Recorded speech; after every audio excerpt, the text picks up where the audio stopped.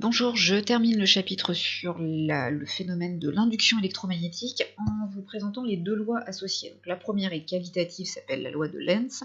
La seconde, qui est quantitative, s'appelle la loi de Faraday.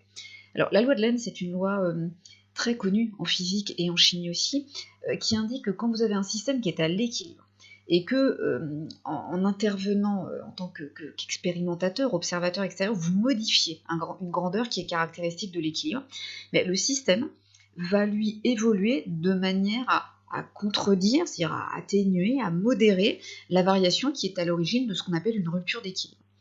Donc je reviens pour être un peu plus précis sur la première expérience qui était décrite dans le livret de cours.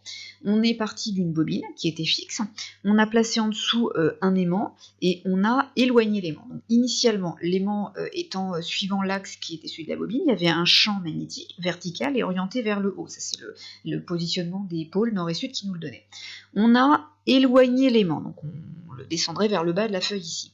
Nécessairement, le champ magnétique perçu par la bobine, lequel elle est soumise, va diminuer. Donc il y a une variation du champ magnétique. Comme il n'y a pas de variation de la surface délimitée par la spire, vous avez une variation, en l'occurrence une diminution du flux. C'est ça la modification qui génère un changement de situation, un changement d'état.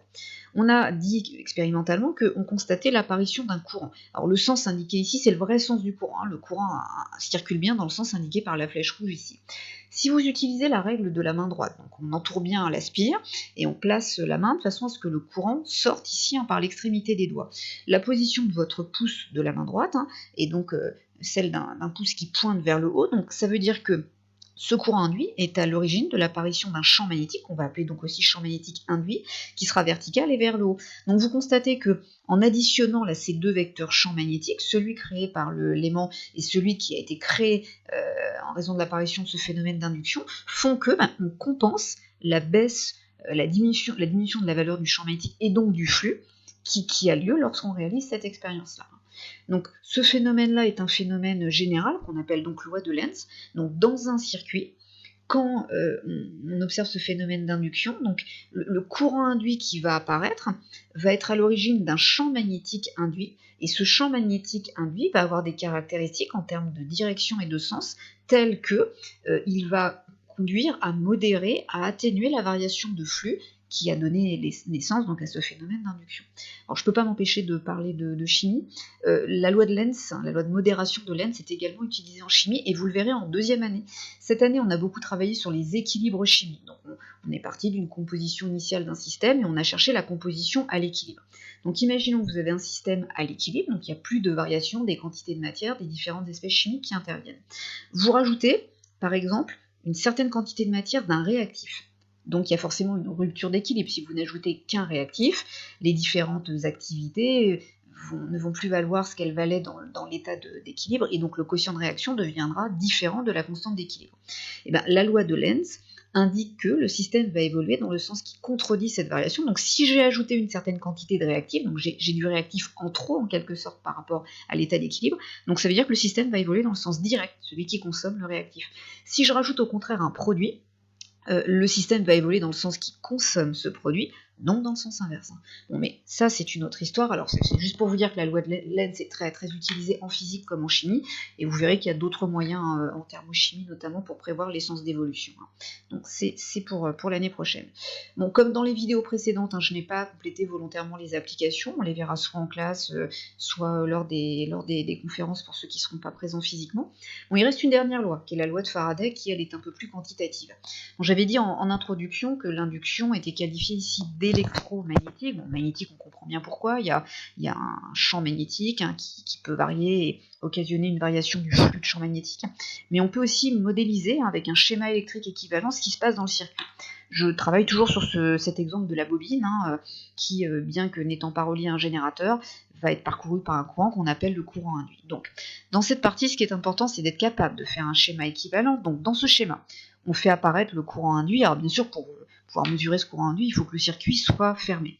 On constate également expérimentalement, je l'avais évoqué dans les premières pages, que en fait, même en circuit ouvert, il y a une différence de potentiel qui apparaît aux bornes du circuit, une différence de potentiel non nulle, donc une tension, on appelle ça une FM, une force électromotrice, on appelle ça la FM induite, et on la note petit e. Donc vous voyez que finalement le circuit là se comporte vraiment comme un générateur, et puis puisque la bobine c'est un enroulement, c'est un bobinage, avec des fils en général en cuivre, il y a une résistance associée, donc le schéma électrique le plus simple qu'on puisse utiliser pour modéliser la situation, c'est donc un circuit fermé avec une résistance, une FEM induite qu'on note petit e, et puis on modélise également le sens du courant. Donc les sens d'orientation sont très importants.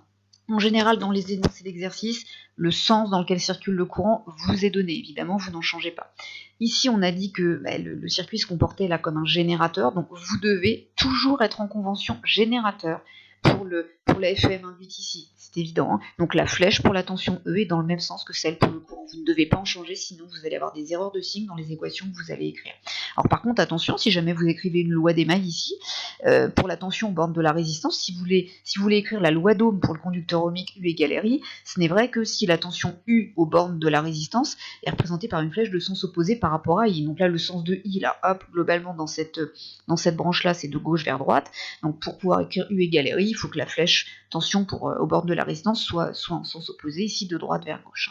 Alors on verra notamment dans le dernier chapitre qu'on traitera ensemble qu'on peut rajouter d'autres dipôles pour modéliser le circuit, une inductance, ce qui est très logique pour une bobine, ça ne change pas grand-chose et on aura l'occasion d'en reparler. Alors j'en viens à la loi elle-même. Donc l'apparition de la FEM induite, elle est liée à la variation du flux, comme on l'a dit depuis le début. Donc il est normal dans l'expression de la FEM induite de trouver la dérivée par rapport au temps du flux. Si le flux ne varie pas, vous n'aurez pas de phénomène d'induction et il n'y aura ni courant induit ni FEM induite. Donc si le flux est constant, la dérivée temporelle est nulle, la FEM aussi. Si le flux varie, la dérivée temporelle est non nulle et il y a une FEM induite qui apparaît. Alors maintenant, le signe, par contre, il doit être opposé à la dérivée du flux, parce que si vous avez une diminution du flux, la dérivée temporelle est négative.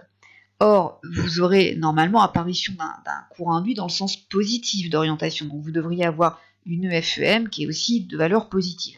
Bon, la démonstration, c'est pas vraiment une démonstration, en tout cas les arguments là sont pas à prendre forcément par cœur. Ce que vous devez connaître et qui va toujours vous servir, c'est la formule qui est ici. Donc la FEM induite, c'est l'opposé de la dérivée temporelle du flux, le flux ayant l'expression que j'ai rappelée ici. La FEM bien sûr est en volts, le flux est en Weber. Bon, le temps qui n'apparaît que sous forme de la dérivée temporelle doit être en secondes ici, dans toutes les unités légales du système international. Donc la chose à laquelle il va falloir faire attention dans les exercices, c'est les orientations. Ce sont les orientations dans vos exercices. Donc en général, le sens du courant vous est donné, donc il y a un sens qui peut être d'ailleurs choisi arbitrairement, là, qui a été imposé. Donc il est repéré ici. En utilisant la règle de la main droite, vous allez pouvoir trouver le sens du vecteur normal à la surface, qui est aussi le sens du vecteur surface élémentaire ds ici. Et pour finir, pour la FEM induite qui apparaît, donc vous devez tracer sa flèche de sorte que on sera en convention générateur pour la FEM. Toujours, vous n'avez pas le droit d'en changer. Voilà, il nous reste la dernière application, donc qu'on verra aussi quand on travaillera ensemble, directement ou à distance, sur la fin de ce chapitre. Voilà, c'est la dernière vidéo sur ce chapitre-là, donc il nous restera 2 chapitres à travailler sur l'induction électromagnétique.